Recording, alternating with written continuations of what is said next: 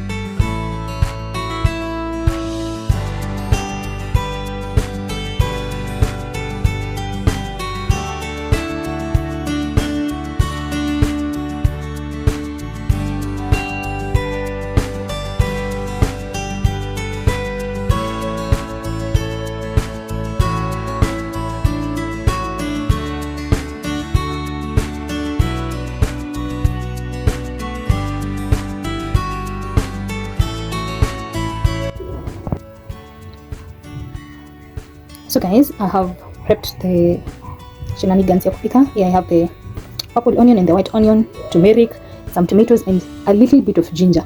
So, ndengu haitakangi ginger moba. Just I realized that I don't have, what is it called? I don't have the kitunguu saumu, plus I don't have the bell pepper hoho. So we're just going to work with what we have because masaa inaenda and I want to be done cooking by 7. So let's start cooking. I just realized that sijawaambia turmeric ni nini, ni ya kupika rice. So I want to do some turmeric rice and ndengu. Yep. So guys, these are the spices that I'm going to be using. We have roiko, of course, some. So here, this small, what do you call it, container, I have some salt there, and then I have roiko cubes. I have 2. I have aromat. Now I'm so lucky kwa sababu nilikuwa nimesema sina garlic, nikakumbuka hii aromat inakuanga na garlic. And then we have some cooking oil, some dark soy sauce. Those are the only spices that I'm going to be using on the ndengu, guys.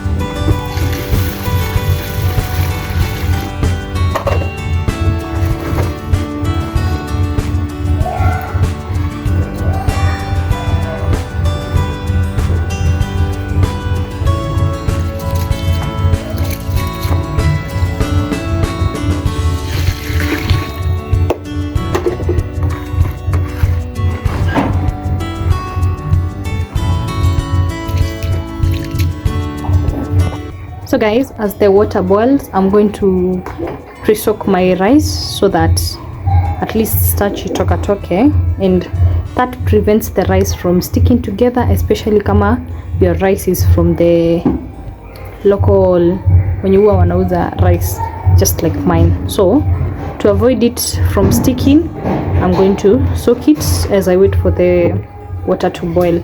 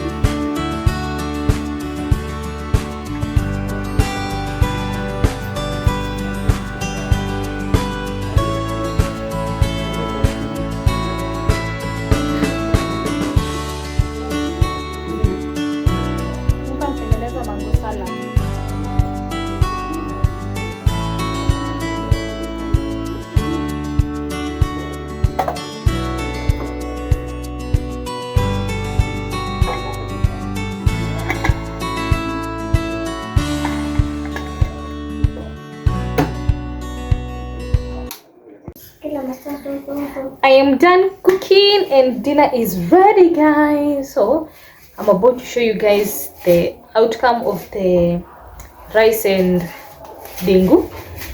So guys, come along, let me show you. Kuja. Let me show you. So here's so here's the rice. Oh, and here's the, what is it called, the dengu. Yeah. So I'm done with that. So let's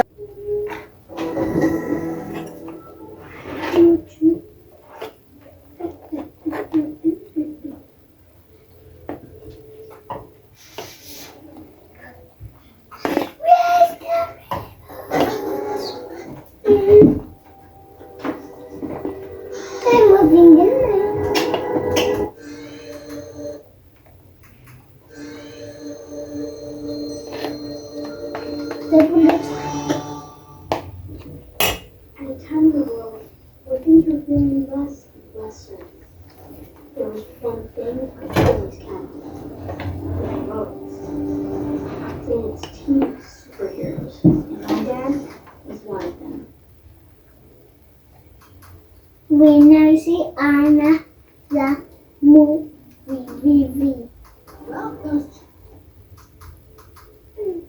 Nataka ya nini?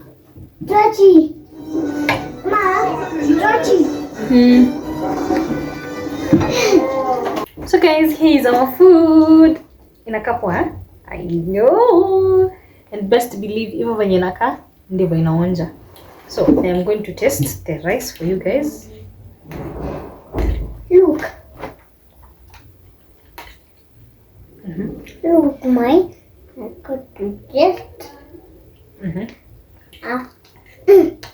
Guys. Wow.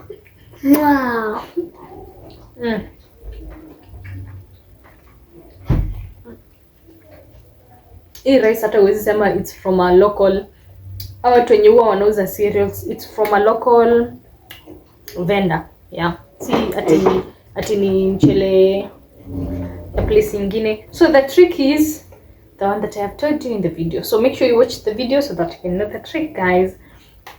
Make sure you try this at home and let me know. It's budget friendly and it's yummy. And make sure you use curry powder on your dengu, guys. Adios, guys. See you on the next one. Bye.